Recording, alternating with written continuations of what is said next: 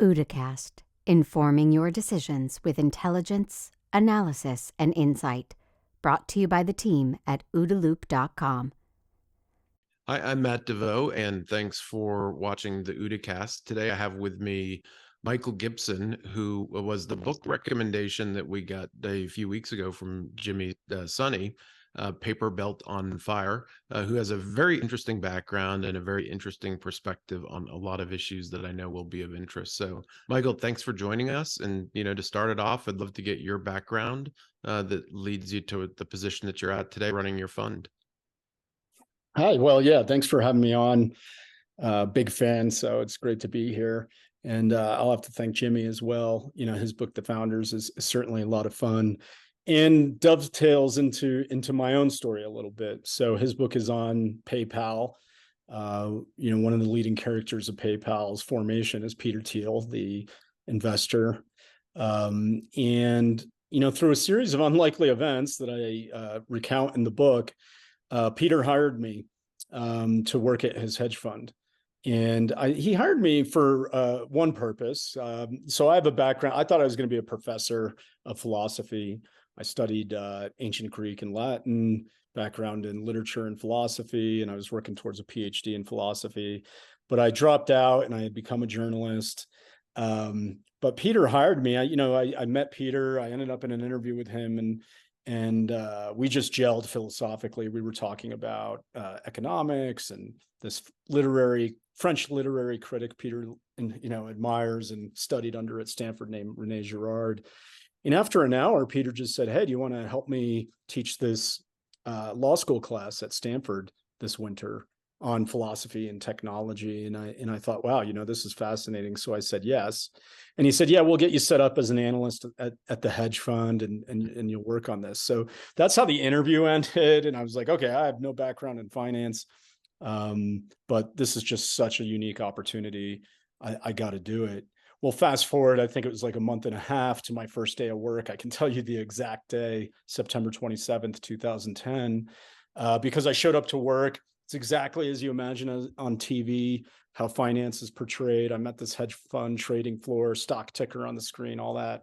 Mm-hmm. And a colleague comes to my desk and he says, "Hey, on the plane ride back from New York to San Francisco last night, we came up with this idea, this grant-making program, the anti-road scholarship, we're calling it for now. But we got to go announce it to the world today at TechCrunch Disrupt, big conference in San Francisco every September." So I was like, all right, let's go. And, Peter's in a some kind of black limo with Peter, and Jim O'Neill is the other guy. And we're just talking, what do we name this thing? How much money's involved? And then before I know it, we're at the conference and Peter's on stage announcing it to the world like this program already exists. He's talking in the present tense where he says, "Oh, we're accepting applications." And I'm just like, wow. At the end of the day, I remember calling my parents and saying, wow, this is my first day of work. What's tomorrow going to be like? So I got I was at that founding moment of the Thiel Fellowship. It's $100,000 grant, goes out to 20 people a year, and it has two noteworthy conditions. The first is that at the time you had to be 19 and under to apply. They've raised that a little bit since then. But the second thing is the newsworthy thing, which was that, you had to not be enrolled in school to receive the grants. So you had to either be a dropout, stop out, something like that. You just couldn't be in university degree program. And I ended up co-running that program for 5 years, and it was pretty amazing. We saw cool stuff come out of it. Probably the most noteworthy there is helped Vitalik Buterin, the creator of Ethereum, launch Ethereum in 2013, 2014. We had a young man, Dylan Field. 2012, he started a company called Figma. We helped him with that. And that made news recently because Adobe just bought it for 20 billion. A lot of money, yeah. Yeah. So I got swept up into this world. I told you my background. I'm, this, I say defrocked philosopher, outcast academic. My co-founder, Danielle Strackman, is a former charter school principal. She founded a school in San Diego called Innovations Academy. She's on the board still. And so, I thought it'd be fun, my book, to tell this story about who are these two unlikely people who ran this program. And then now we started a venture fund in 2015. And we primarily back people who don't have credentials because we're extending that mission to show that it's possible to have a fulfilling and successful career without that credential. So I thought that was a cool business story to tell in the book. And the fact that we have these unusual backgrounds made it all the more interesting to me. Yeah, no, that's fascinating. What was the catalyst for kind of the 19 and under? You wanted to catch folks before they became too influenced by the higher education system, and you said that they raised the number a little bit. What is the current age? I believe the current one is 22. So they did 22, just say, okay. hey, as long as you are of college age. At the beginning, there were two elements that I think were prominent. The first one was just the rising cost of college and the amount of debt people were taking on, matched with the careers that they were pursuing. So it's extraordinary to me, but something on the order of like 40%, depends on the school, but all of America's top universities, Ivy League down, something like 40 to 60% of the graduates go on to work in finance on Wall Street, or in management consulting firms, places like McKinsey or Boston Consulting Group, something like that. And so Peter's thought was that, what we're seeing is, instead of pursuing a passion project, it could be novels, art, or it could be starting businesses, because people accumulated debt over the 4 years, that forces them to take these well-paying, prestigious, but ultimately safe jobs. So the thought was, if we got to them before they accumulated debt or went too far down that track, maybe we could set them on a different course. The next thing was just Peter's experience. So he's famous for being the first outside investor in Facebook. When Zuckerberg pitched Peter, he was something like 20 years old. So, and Peter, even at PayPal, had worked with a number of people who had left school behind. So in Silicon Valley, there already was this trend to see people, young people, especially without any kind of credentials, starting something new. So I think that was the idea. In the event over the years, what we saw was, a lot of these people didn't necessarily have that much debt, either because, maybe their schools gave them generous packages, or because they never went. So I think the idea then became, just by raising the age limit, they were thinking, okay, let's just sweep in anyone who wants to leave college. But for me, when we were doing it, it's like insane to me that we were able to find as many people as we did who are now quite successful, and we had that constraint that they were 19 and under. Just that blows my mind. Yeah, no, that's excellent. I have a 18-year-old who is very creative, hardcore coder, and I've always joked with him, even before reading the book, that would be an interesting option for him. But it almost feels like gambling with their future, unless they plan to go to college, because those degree requirements are so stuck, it seems like, in the employment process. So do you think that we'll move towards an environment where we start to devalue the degrees? Because, as you mentioned, they are becoming increasingly expensive, and it's primarily through a scarcity. We just don't have the capacity in the academic institutions, so the tuition has gone up, and the amount of debt that people are able to obtain and the circumstances around those debt, seems like it's created this beast within the higher education system. So do you think that we'll see change over the longer term, where more people will look to hire folks that don't have the college degree, or will we make it a little bit more accessible so they don't have to incur this crazy debt through the process? Yeah, I think it depends on the segment. The place where we see it most is actually in engineering, where I think, and I think it's because it's a domain where you can directly measure someone's skill level. So a lot of engineers I know now who are up and coming, they don't even have LinkedIn's. They're on GitHub, and they might not even have a picture there. It'll be like an avatar with Darth Vader, but their code has been vetted and voted on by their peers, and they're able to get hired just based on that proof of work and the quality of the work. We see interns all the time at the top tech companies, people who take a summer internship, and they're making like $40,000 for 3 months. and then Apple will offer them a full-time job at the end. So in the world of computer programming, it seems to be changing the fastest. And I think it's because either you can build or you can't. It's pretty quick to see if someone has the skills. Whereas in any kind of job where it's more intangible, it's tougher.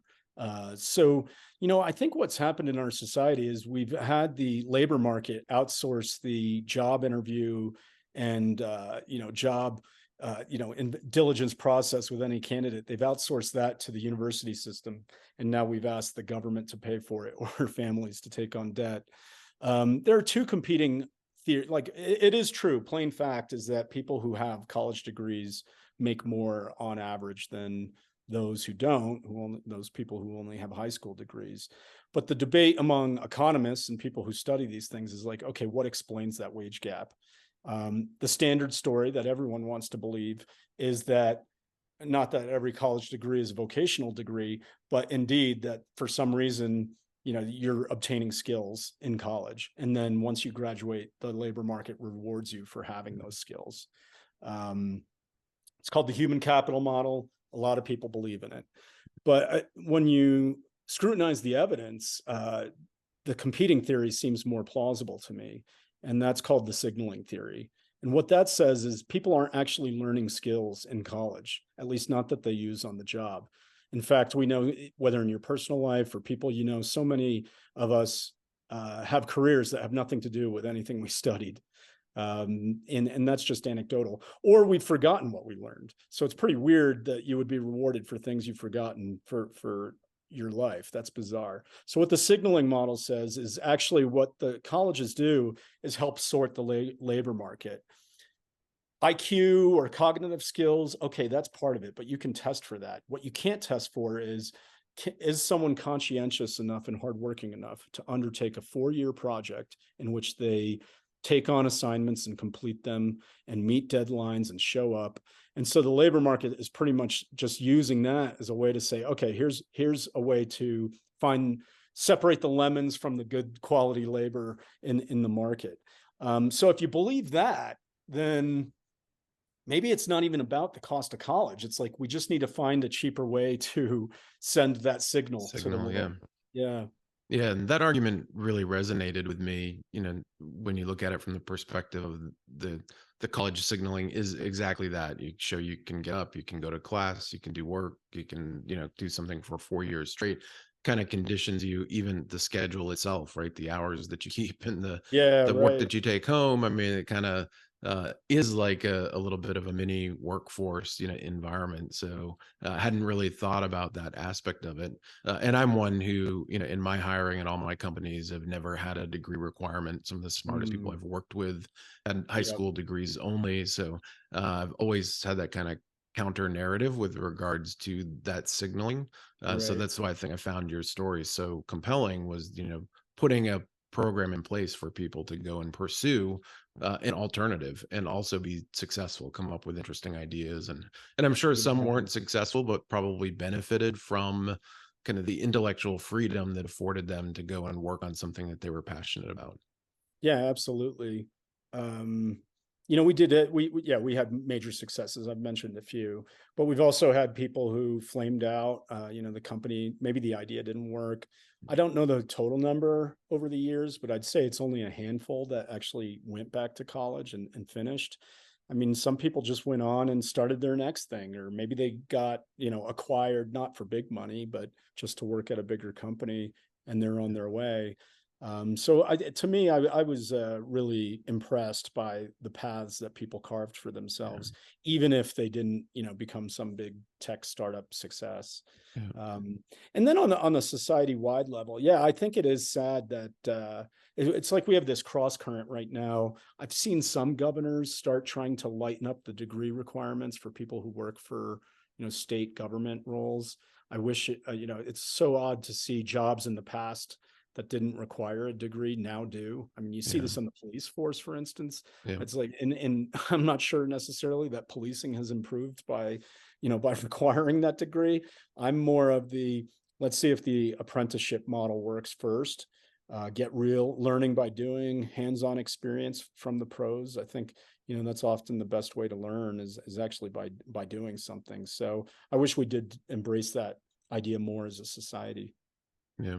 And it seems like the degrees are becoming a little bit overly commoditized as well, especially with the online degree aspect. And I was traveling a couple years ago, happened to be at a fairly small university and was talking with one of the IT directors.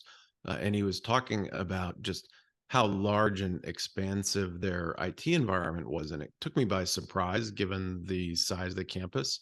But then he explained that no, in addition to the campus, they had 120,000 online students, right? So these are students that are not going on campus. They're just taking courses online, just getting the degree online, in order to get that check mark. So it seems like there's a lot of, components of the system that are broken and maybe being exploited temporarily in the interim.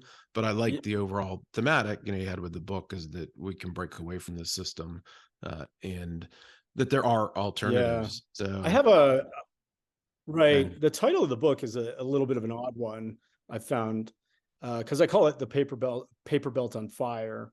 And the paper belt was a term that a buddy of mine, was just jamming. Balaji Srinivasan, interesting guy, pretty famous on Twitter because he was one of the first people to, raise the alarm about COVID in January 2020. And he's an investor, tech founder, but back in like 2013 or so, we came up with this term, the paper belt.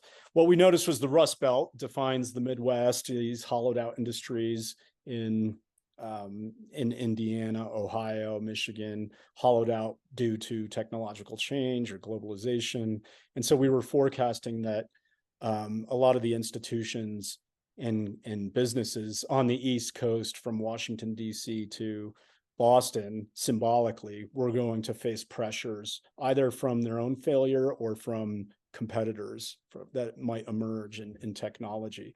And so in Washington, D.C., they print money on paper, laws on paper. In Delaware, companies incorporate on paper. In New York Times, Wall Street Journal on paper, Madison Avenue advertising on paper, and in Boston, as the chief symbol of U.S. higher education, Harvard and MIT print diplomas on paper.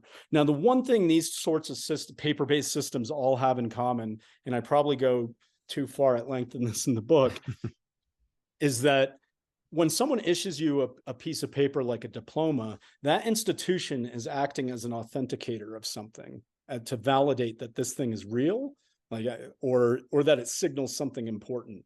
And I think what we've seen is just the institutional, either because of corruption or because of insider collusion or just degradation, these institutions have abused this power. So they have become, they are no longer trusted third parties when it comes to authenticating the value of a piece of paper. And that could be a diploma, like you're saying, is like someone has something. What is this signal? I mean, did you learn, I don't know, weird, basket weaving? Did you what is this thing?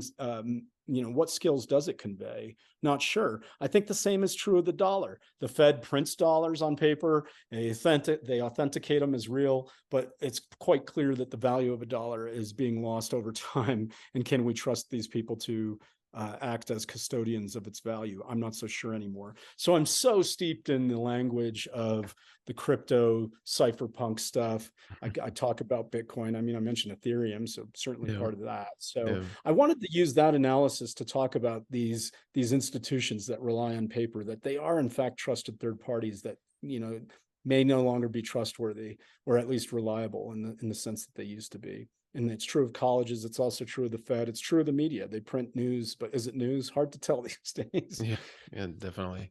What attracted you to the cypherpunk movement, and when did you, first get clued into it or get involved? Yeah, the gateway drug for me, maybe it is for a lot of people my age, was Neil Stephenson and the Cryptonomicon. I think that was the first time I came across any sort of layman's explanation of cryptography.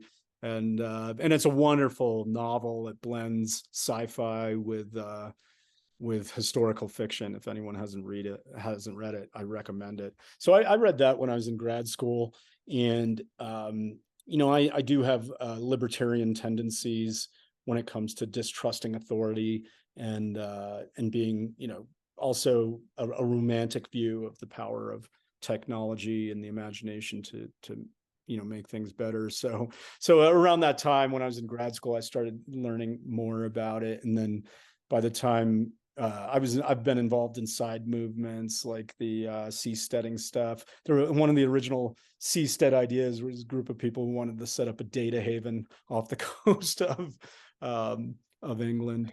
And that's sort of how I did come into Peter Thiel's world. So I've been immersed in it for a long time, and it's just I've never been like I've never built a project on my own or anything like that, but I've certainly been a fan of people in that world. Yeah. And I noticed in the book you also made at least one trip to DEF CON. What was the appeal? How did you get involved with attending the DEF CON conference? Yeah, just learning about that. I mean, well, I learned through God, of all people, Dan Comiskey, the security expert. Dan is a friend. Yeah. He was telling me it was just there are so many young people there. This is back in like 2011. And really working on stuff and hacking away. So I was like, okay, I gotta go. And it was awesome. The first time I went, someone warned me, like, don't turn on your phone in the main area. You're gonna get in trouble. But because I was supposed to meet Dan, we were supposed to sync up.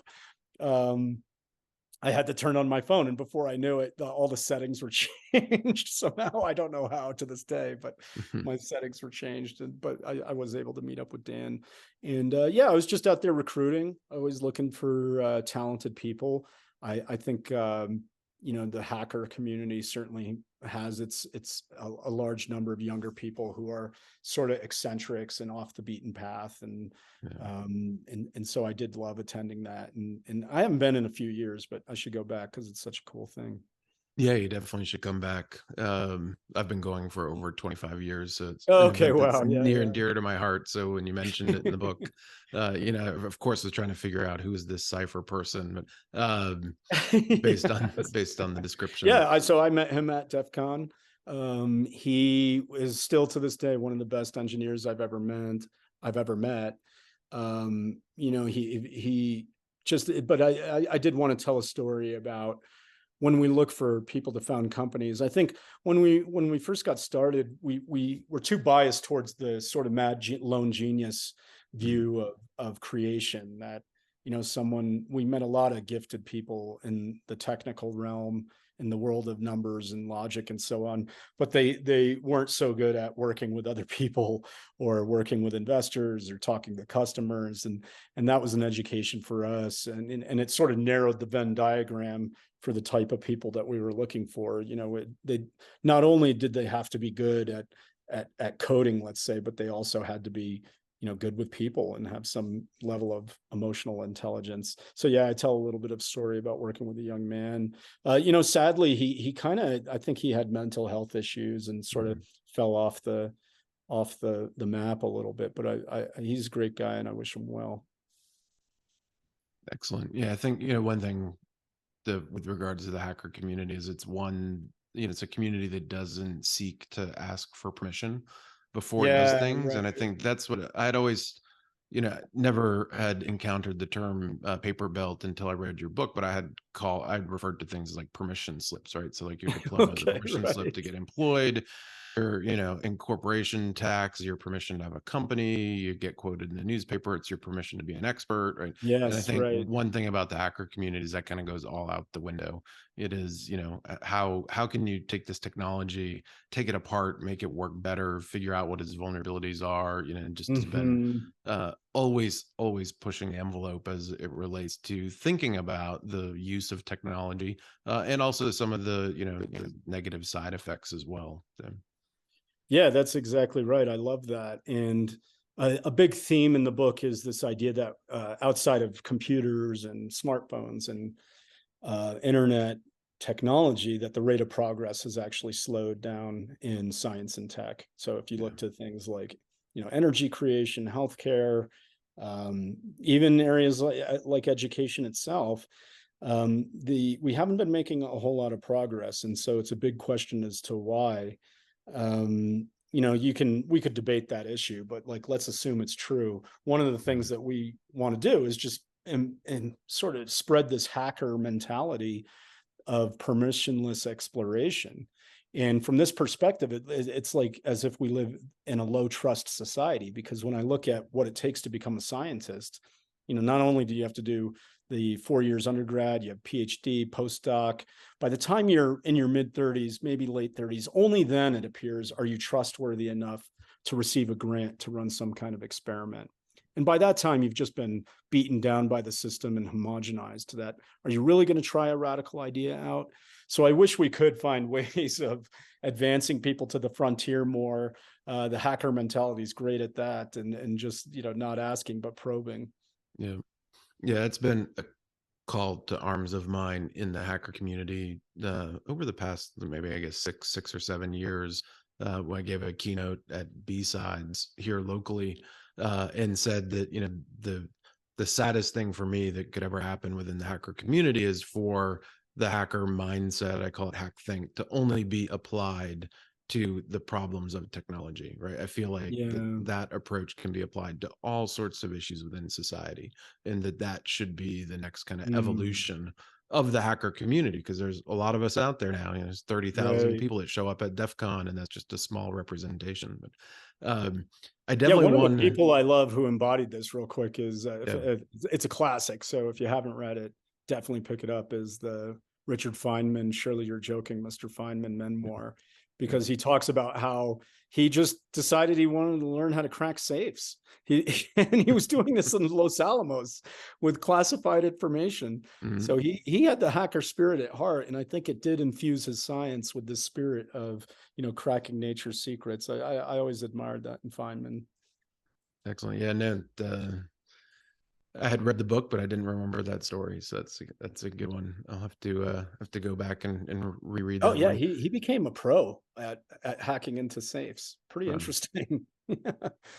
Yeah, you have a lot of hackers that, of course, if you've been to DEF CON, that also dabble in lockpicking. All three of my kids have learned lockpicking. When I went to my daughter's school, when we did a program on the intelligence community, we called it Spy School. We brought locks and lockpicks, and taught the kids how to get out of handcuffs. It was a lot of fun. So. That's so cool. It seemed like a magic power. By the end of the week, we had one girl who could get out of handcuffs behind her back in about 6 seconds. And we put her on stage in front of the whole student body with another kid who was handcuffed, who had no idea how to get out. And it was just my God, this is great. When she moved her hands around and was like, "Hey, I'm out," and it was like, whoa, it's superpower. Right. I wonder, I don't know if maybe you've done this, but I wish there was some kind of summer camp for these things for teens, where there was something in San Francisco that lasted, I think, a summer. It was called Danger Camp, and it was like learning how to blow things up safely. I wish the teens could get exposed to this earlier.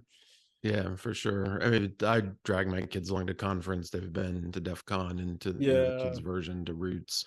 Bring them to B-Sides and stuff like that. But yeah, I did, from my perspective, some of the most fun that I've had over the past year was I volunteered for the weekend at a local hackathon. It was for high schoolers and middle school kids. And it was amazing to me what they were able to build, right? Like just the creativity that the kids exhibited, what they were able to accomplish over a short period of time. The culture that existed there, I'd hear on the PA system, "Hey, anyone who's ready to do the speed Tetris contest, come to outside the auditorium." And they had big TVs set up. I didn't even know what speed Tetris was. I was, amazed at that kind of battling. And then the other thing that I loved is that the help desk at this hackathon for students that encountered problems with their coding was run entirely by students. So, they obviously had adult supervisors and mentors, et cetera, but this whole weekend of, 300 kids was run by people, again, under the age of 18, and built some fascinating stuff. So. That's a great point. So I do a lot of recruiting off college campuses. I'll visit a campus, and we learned quickly that anything run by the administrators was pretty much worthless. It was soulless.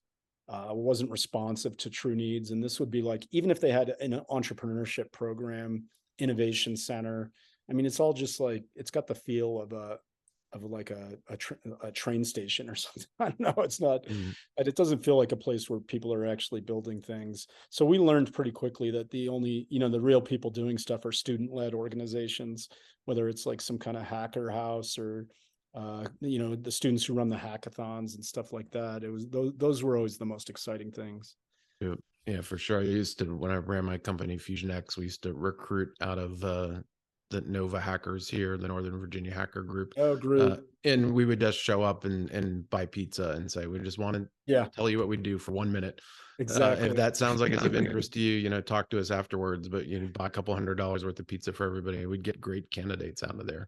Yeah, that's the My spirit of favorite it. was one where the person that we hired was not actually in the audience, but his wife was, and she Okay. went out and got the details for her husband. And during the interview process, we said, yeah, your wife flagged this for you, and she said, yeah, she had no idea who your company was or what you were doing. She said, I just want my husband to be as happy as that guy that's talking about his job on stage. So I was like, okay, That's obviously was awesome. working, because Yeah, we that's did have a great. lot of fun and do a lot of cool things. I do want to talk about that. Some of the discussion that you have around our inability to innovate, or this kind of innovation stall that I think it Yep. says 1971, right? Because right around Yep. the time that I was born. So give us a little bit of a backdrop there. Why do you think that innovation in these key areas has stalled over the past 50 years? Yeah, so economists have some statistics that they point to, and you can see a divergence around that time. Their wonky number they look to is something called total factor productivity, which is just a measure of like, hey, given this set of inputs, what are the outputs? Mm. And so in a technologically advancing society, you should be getting more for less, meaning, the more the less you put into the system, the more you get out. And economists, there is a divergence in the early 70s, call it 1971, where the rate of productivity just started to decline. So that's in the standard economic data. But I think even in the qualitative side of things, you can see this. My mom was raised by her grandmother, so my great grandmother, and that woman was born in 1885. That meant she lived to see the invention of the radio, the television, the elevator, the skyscraper, the airplane, Wow, uh, yeah. nuclear power, and then she died in 1980, so she lived to see someone on the moon. In terms of the number of innovations and the scale, that's quite impressive. Whereas in our time, I'm born in the late 70s. I mean, we can sure point there. It's not that there hasn't been any advance, and certainly with computers and the internet, we've seen some. But when you look at energy creation, we've certainly stalled there. We can talk about the why of it. I mean, that's a debate, but it's certainly Mhm. true that energy creation, we've seen a slowdown. Education, no one is being educated better than they used to be. Not really, Mhm. especially when you factor in the amount of money. I mean, 4 times in real Sure. terms that we're Yeah. spending. So we could go sector by sector, and you could see that things are slowing down. I like to look at, if you look at health, just like the bare raw statistic of life expectancy, 1900 in the US, life expectancy at birth somewhere around 45. By 1980, we had made it all the way up to 72, 73. And since then, so from early 80s to now, we've added like 3 or 4 years. In the last 5 years, we've gone down. We've regressed due to deaths of despair and drug addiction, and then with COVID. So we've Mhm. regressed. Yeah. But the fact that we only advanced 3 years compared to 30, 35 is quite astonishing to me. So that's, there is a broad case to be made that the rate of progress has slowed down. There are lots of other explanations that people might have. One I've seen is just that it's harder to find great ideas, that we picked all the low-hanging fruit. So any new advance is going to require just more money, more people. But I don't think that's right. I mean, I look at the education system, I just see so much waste. I think we can get people out to the frontier of knowledge faster than 18, 22 years of education. So my book it pushes for a specific answer, but I think it is broadly true. We could discuss the why, but I think it Yeah. is true that stagnation is real. Great. Um, Yeah, we had a conference back in October, or OODAcon, which was a lot of fun. But one of the comments I made in opening it, I think is agreeing with your primary point, and that was that the disruption that we're going to see over the next 10 years, the innovation is going to be greater than the past 50 years combined. So, knowing how you feel about the past, how are you feeling about the next 10 years? I think it is quite possible that we could see large advances in different areas. I mean, to speak to energy creation, I think the importance of nuclear power and its safety and cleanliness is the case is overwhelming, and it does look like the political resistance to that is weakening. So that's positive. We've seen news of small incremental advances, but maybe they offer lots of promise even for the creation of fusion. Chat GPT offers, okay, where does AI go? And then even in healthcare, we are starting to make inroads to cure major diseases, and then maybe even prolong life in ways that we can't imagine. So it could be the case in the next 20 years that some major breakthroughs happen. But my answer to that is, well, we can't be just passive techno optimists. It's only going to happen if we have agency. Yeah. It's not that I believe in the lone heroic Ayn Randian hero in a garage. I think we do have to come together as teams, as friends, to work on these problems, but also at the society policy level, I think things matter too. But I agree. I think it could be the case that these things are in reach, but we have to make sure we try. Yeah. Did you get an opportunity to play with ChatGPT yet?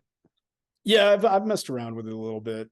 I think it's funny. It's like I think it's a tool you have to learn how to use right now, because if you just randomly ask a question, it's like there are a lot of bad examples it gives. Sure. Yeah. So it's not quite there. And then also the mimics, like not Chat GPT, but like some of the mimics where it's like you feed it Hemingway or Shakespeare.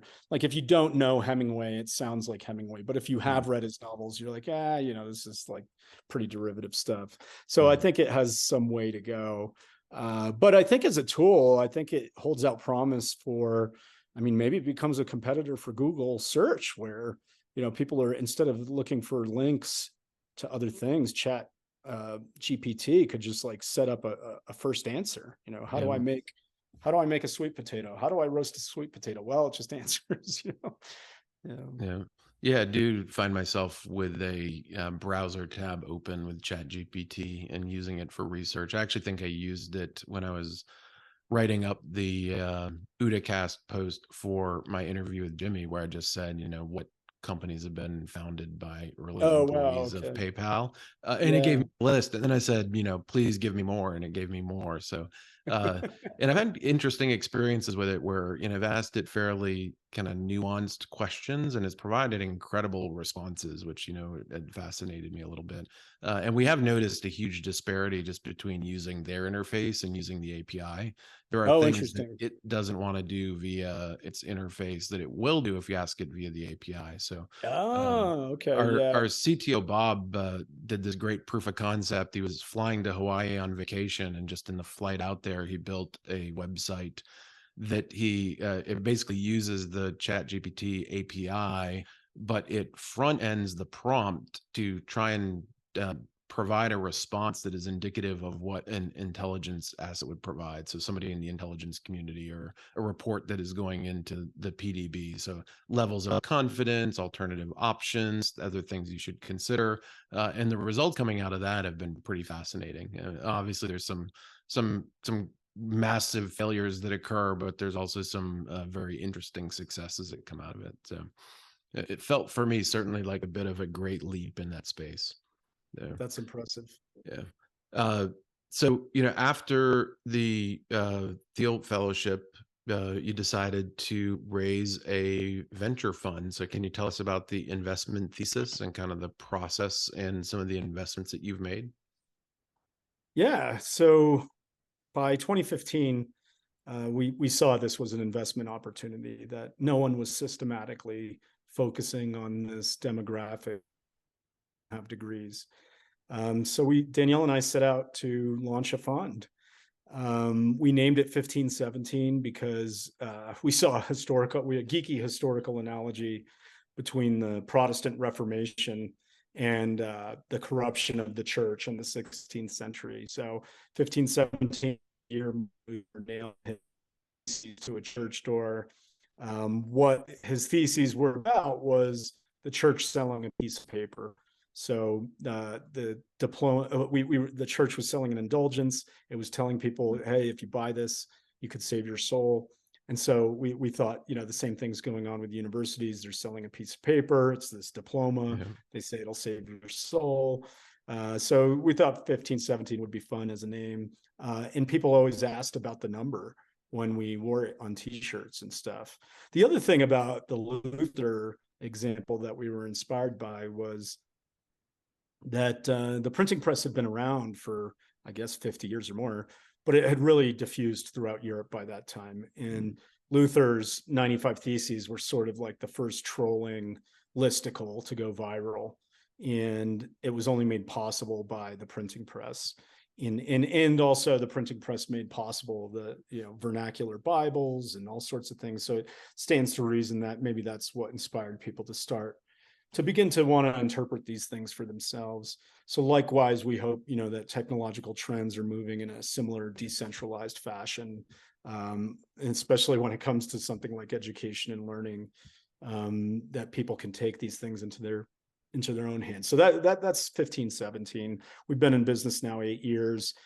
We make investments at the earliest stage. We are the first money into companies, and they're all different kinds of things across the board. We've invested in a group of guys who make a nuclear battery that'll be used by NASA in the U.S. military for now, and then maybe other things later. We've invested in software companies and enterprise, consumer. But the one thing these companies have in common, they are founded by people who don't have college degrees. So we stay pretty disciplined about that thesis, investment thesis. The times that we break it are when we meet a mad scientist, some kind of unorthodox figure who has a different take on a frontier technology. We tend to call that sci-fi tech. So in that vein, we have done like an investment in quantum computing, atom computing. They're great. So that's our investment thesis. And yeah, we've been at it 8 years, and it's been wild. I wrote the book because I thought it was just a good business story.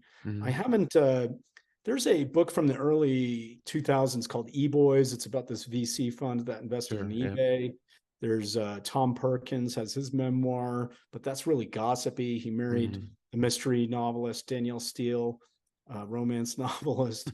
And then in the last year or so, Sebastian Malaby's book, The Power Law, is very good, profiles about investors. But I realized there were no behind the scenes first person accounts of what does it mean to raise a venture fund? What goes on behind the scenes? So I really wanted to tell that story, and the fact that Danielle and I have no business being in this business. I thought that made it more compelling. And we're doing really well as a fund. I like to joke to say that, we've returned more money to our investors than the Ocean's 11 team steals from the Bellagio and MGM Grand, because one of our companies went public in 2020, and something I recount in the book. And so the fact that we're successful at what we're doing, we're one of the best pre-seed funds out there, and we have no business doing this job. I thought that was a great story to tell. Yeah, no, definitely is a great story. And I enjoyed it. And you're right, you don't get a lot of an inside look, at the formation of the funds. And I've got Sebastian coming actually on the OODAcast at the end of the month. So I'm looking forward to that conversation. As well. He's an amazing writer. I also love his book on hedge funds called More Money Than God. Really, really good book. Yeah. Yeah, I actually queued up the audio version of that to get reacquainted with it, given that the interview's coming up. The Power Law I read last year, but it's been a while since. Excellent. I want to dive into the kind of the frontier technology list that you have a little bit, but then before we do that, I wanted to ask about this quote that attracted my attention. And it's part of your investment thesis, where you say you think any knowledge we learn about the future will come from people first, not books, not journals, not news services.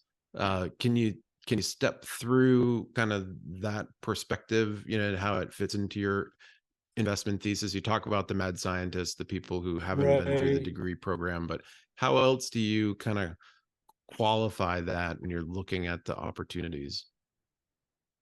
Right. Yeah. So, I have a long personal story where I have an interest in intelligence world and memoirs and spy novels and so on. And a classic conflict in any of these stories is often between signals intelligence and human intelligence. Hmm. And what I came to see is that what Danielle and I do resembles human intelligence quite a bit, because we're always out in the road developing assets, trying to gain some kind of perspective on what the cutting edge is in some field and whether some group of people are capable of pulling something off. And it's taken me to strange places where I've found that I'm actually further out on the cutting edge than someone who has a PhD in the subject. But just because they didn't know this team was working on something meant that their knowledge was a little outdated. So yeah, that quote you read is something where I think if we're going to be the first investors in something that is out on that frontier, if I've read about it in a newspaper, it's too late. I mean, that means so many people know about it. There are competitors and so on. So how do you find out what's happening on any given sector? Well, you really have to talk to people. You have to talk to the pros. And sometimes they look like professors and sometimes they don't. But I realized I had to get out there in the world and interact with people to really get this knowledge. And Danielle and I have developed a system and a way of working together where we really believe and we're always trying to assess the character of people to really understand their motivations, why they do what they do. Because if we're putting money behind them, there's so much risk, there's so many ups and downs. We really have to have a good sense of why they're motivated to do what they do, how committed they are, and what their character is. And if we can get a picture of them over time, the better. I mentioned the spy stuff, but maybe another analogy I've realized is also the sports recruiting, where it's not unnatural to see people in West Texas going to see some linebacker on Friday night in the middle of nowhere because they heard that they're fast and powerful. In the same way I'm out there in Tulsa or some other place, but it's a hackathon, and I've heard and someone introduced me to some whip smart engineer who's 19, and so we're out there. So I think it'll always involve that human element. I have heard of funds. One's called Signal Fire, and I'm not quite sure if they still do this, but I've heard they set up all sort of internet tripwires on like LinkedIn and GitHub. If a certain group of engineers move and it's clear they're forming a company, this sets off the alarm, and then they know to contact those people. I maybe this works, but it's not my style. My style is about talking to people and learning, and then and developing those assets who give us recommendations and tell us who we should talk to. Sometimes we call those people weirdo brokers. There are these people who just have like an orbit of weirdos in their life. And they tend to send them to us. So that's our method of operating. Maybe I over romanticize it, but it works. Yeah. Yeah. Well, the human aspect will definitely resonate with a lot of the folks that tune in, because we have a lot of viewers from the Intel community who've done a couple human focused podcasts over the past couple of years as Oh, well. interesting. So, Okay, cool. yeah. I'll send you links to some of the better ones. Okay, You yeah, can check please them out. do. I'm so curious. Yeah. Awesome. So you have a whole list of areas, and maybe I won't force you to go through all of them, but areas where you believe is kind of ripe for innovation. Would love to get your perspective. If you had to pick a top 3, a top 5, where are the things that you think and these are really areas that have huge requirements for new solutions. Can you Right. step through a couple of the most compelling from your perspective? Yeah, maybe by way of background, I was thinking that I wanted the book to be inspiring in a sense. Maybe the call to action, if there is one, is that so the first 3/4 book, very interesting account of eccentric people, and then the last quarter of the book is a survey of maybe the top 3 or 4 problems that are left unsolved in various scientific fields or technological fields. And I wanted to do it that way because I realized our education system isn't set up that way. If you think about, it's in this scaffolding model that I touched on earlier, where maybe you study physics at Harvard and you decide you want to be a professor. Well, okay, how do you make sure you get tenure? Well, go to a top school. Okay, Caltech. And it's at what point do you start to think that you might be able to make a major contribution to the field? It's not quite clear to me. The story that stands out to me is Andrew Wiles, the man who proved Fermat's last theorem. He worked on that problem for something like 8 years or a decade in secrecy. He was ashamed to tell anyone he was working on that. So that's weird to me. As a society, I think we should reverse things. I mean, I think if I could require anything of academic departments, it would be when you walk in, here are the top 5 unsolved problems in our field by consensus of, everyone involved. And that could be contested, of course, but at least it would set our eyes on something. And that would mean making progress, because a lot could happen if we solve these problems. I already mentioned fusion, so I won't do that again. But one that stands out to me, because I live in the American West, is just how dry things are. We don't even have to blame whether climate change or just normal climate change or whatever. Things are much drier than they used to be. You look at the someplace like Lake Mead outside Las Vegas, which is the giant reservoir created by the Colorado River. It is at 30-year lows. The land is parched for water. And so freshwater creation, I think, is something that we get better at. There are some ways of doing this right now that aren't particularly great, but there's lots of room for improvement. I look to Israel. A great book is called Let There Be Water by I believe he was a minister in charge of their water. And they've done many things across the board, some at the state level, but also down at the level of agriculture. One, to be more efficient at using water, and 2, at creating new water. So like they have cutting edge desalination plants. I think 5 were recently built on the coast of the Mediterranean, something on the order like $200-300 million each. Whereas in the US, it took 10 years to build one desalination plant off the coast near San Diego, and it was something on the order of like a billion plus to build.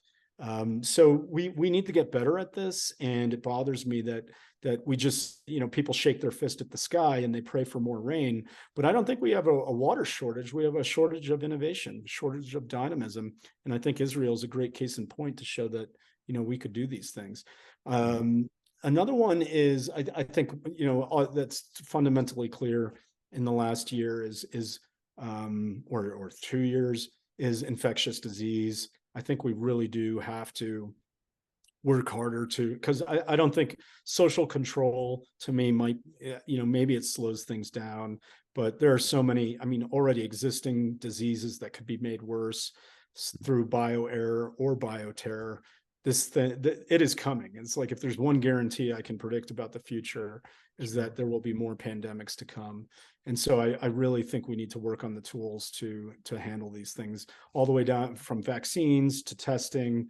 I think there's lots of room for improvement there. One of the big dreams has always been a universal flu vaccine, because the flu mutates so frequently, it's tough to control. But scientists have been working on the idea that maybe there's some way we can stop them all. So I think that's another area. And then the last one for me, and maybe this is controversial, is just, education, I'll do quick, is I think it's funny that we could argue till the sun goes down about what people should learn, what the curriculum should be. Is it ideological? Is it religious? Whatever. But what's remarkable to me is how little we know about how best to teach people things. And there have been some tantalizing studies showing, certain techniques are better than others. And then certainly that styles of teaching, like the one-on-one tutoring, apparently is just like exceptional compared to anything else. But we haven't found a way, and schools don't experiment really make those improvements. But to me, the last issue is more of a cultural one, where I feel like there's just been this inward turn over the last 50 years, where maybe these problems in reality were just too tough, and so our mental health has degraded to the point where a lot of people are taking pretty hard drugs to soothe themselves, and then maybe even overdose. Suicide rates are up. We've only increased spending and increased the number of awareness campaigns and so on. And you might say we'd be worse off without it, but I have to say it seems like we're not making any improvements at all. And I think we need to find a way to live the good life. I think we need to, and part of me, maybe this is the controversial part, is I think it does mean that we do have to be outward facing to the world. And instead of trying to adapt our feelings to how that world is, maybe we should change the world itself. So these are kind of your declared innovation priorities, and it's interesting to me. I was trying to think, and I didn't go and do some research, but it seems like it would be useful to do that at a national level, at an academic level, like to establish these priorities that are kind of the high watermark problems that people can work on. Right. When I, in the process of writing the book, I was interested in finding examples out there, and I found none. Examples meaning like, here you can find a wiki page where it'll say, here's some unsolved problems in physics. There's a prize for if anyone solves maybe the top 8 problems in math. There's $1 million prize. Okay, so there are isolated examples of this, but I found nothing that provided a survey across fields that could express these things to the lay person or to someone who's a teenager, right? How do you inspire someone to do something? I wish, I think if if someone put their mind to it when they were 18 and they saw that this thing was unsolved, maybe that would push them down that. So yeah, I wish at a national level, at the level of schools and stuff, I wish there were available just a greater awareness of all the knowledge that we know we don't have yet.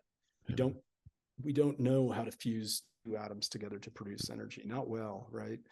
I mainly stayed in the subject matter of things that could be commercialized or close to fruition. But I mean, if we just did physics alone or math, fields where even philosophy for that matter, it's like the problem of consciousness isn't going away. So I wish that more people devoted themselves to actually solving these problems. When I talk to people who think that technology is overrated or troublesome, it's shocking to me how little they know about these unsolved problems. And so I kind of get the sense that people don't really care about progress because they wouldn't know what it means to make progress, because they don't understand that, oh, here's where the boundary of our knowledge ends. So that was the aim in writing that. I'm going to ask ChatGPT when we're done with the call what it thinks the unsolved problems my God, are. that's Maybe great. the answer is right there. If not, I'll definitely get a good blog post out of it. You also had computation on the list. Can you take us through that one as one last example? Yeah, and maybe some people might debate me on this, but I think it's fair to say, like, the classic measure of progress was always Moore's law, twice as fast and half the acreage kind of thing, every 18 months or so. And that seemed to hold true, I'd say, up until maybe late 2000s. And at that point, I think, Intel and others could have kept pushing, but it just became too expensive, and they realized consumers didn't necessarily want that, or they developed other architectures that could handle problems differently.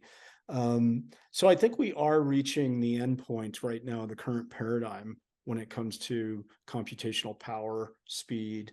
We're starting to push the limits of physics with the way that, with these gates that are, less than 5 nanometers or 3 nanometers. Suddenly the particles at that level just start to act more like the clouds of possibility that they are, rather than objects, and they tunnel through walls and things, and so you lose some precision. So yeah, I think it's interesting to think about, okay, well, what's next? It could be greater specialization in the way that GPUs have been specialized either for mining or for some of the machine learning stuff. But then, I think we're also the quantum area. I think in some ways that's overrated, but it's still important. that to make advances in that way. And I generally think, yeah, so like when I see at the hardware level that specialization is becoming more important, I wonder if that's also true at the artificial intelligence level, where everyone in Silicon Valley for the last 15 years has been talking about the dream of general artificial intelligence, meaning, some AI that can perform different tasks in different domains and then at superhuman levels. But I wonder if the future is actually more specialized. It's like when I think about the most promising ideas in deep learning and machine learning, it tends to be the case that it's not the algorithms, it's the proprietary data set that someone is training those algorithms on, which means this is going to be specialized towards one specific function. And so, I speculate a bit, but that would be where my money is on this idea that we'll see greater specialization and not necessarily general artificial intelligence. Yeah, with the OODA network, we have been referring to that as domain intelligence, right? We have AI right. that is has a great training data set on a very specific domain, and is very good in that domain, but not elsewhere. So I think that'll be interesting when we start to point ChatGPT type capabilities, but towards domain specific only training sets. And the other one, that I've heard come up on a couple of other podcasts, kind of the non-obvious data element of it too, right? Is at what point does somebody submit a whole bunch of stuff that is just not normal training data, and see how some of these AI technologies handle that? Yeah, that's interesting too. Right. Yeah. Because we've that done would be true of Chat GPT too, where you prompt it with some kind of essay question, but it's been training on so many different weird data sets that it provides a kind of creative answer. And I was, through the web facility, you can't get it to respond with a specific number. But through the API, I was asking it to give me predictions for the price of the S&P. And of course, its training set ends in 2021, so it doesn't have kind of current knowledge. So I asked it, what would the S&P be closing at on this particular date that was the date that we were at? And it gave me an answer within, 3 points, which kind of blew me away. So I was like, oh, geez, I'm wondering how it's coming to this conclusion. Then I realized it was providing the same answer no matter what date you gave it. So for some reason, it had in its mind that the S&P should be pegged to 4,000, and that was it. And if it was, yesterday, it should be 4,000. If it's 2025, it should be 4,000. I did get it to say 3,700 at one point, but I kind of thought that was funny. I initially thought, oh man, there's some crazy heuristic here where it picked up on the ability to, predict within a range what the S&P will be, but now it was just faking it. That's good. One of the cool things having the book out in the world was actually a guy on Jimmy. He's high up at the Phoenix Suns organization, involved with player development, talent scouting, and so on. And so I got to chat with him, and I was surprised. Like, one day he hopes that coaching is consult the AI rather than the human decision making going on. But I was impressed with the data that they were collecting. I mean, they have cameras all around the court, and apparently the cameras are looking at even the degree of the follow through with someone's hand once they've shot the basketball, and predicting whether or not the shot is good or bad.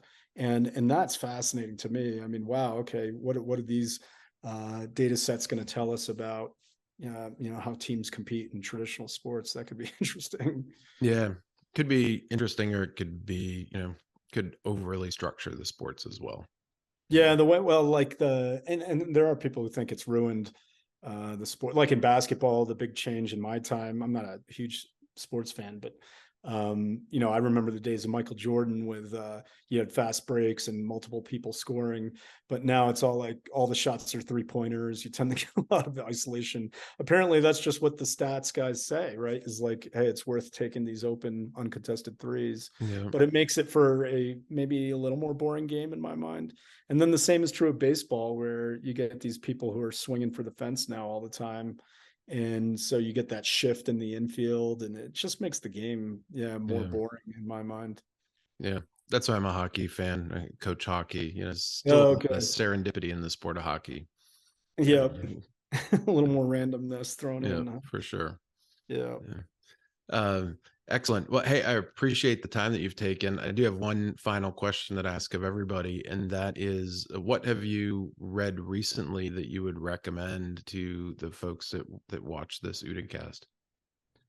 Well, I just read a book, a short fiction story by an Irish writer, Claire Keegan, called Foster. It'll just melt your heart. It is just so touching.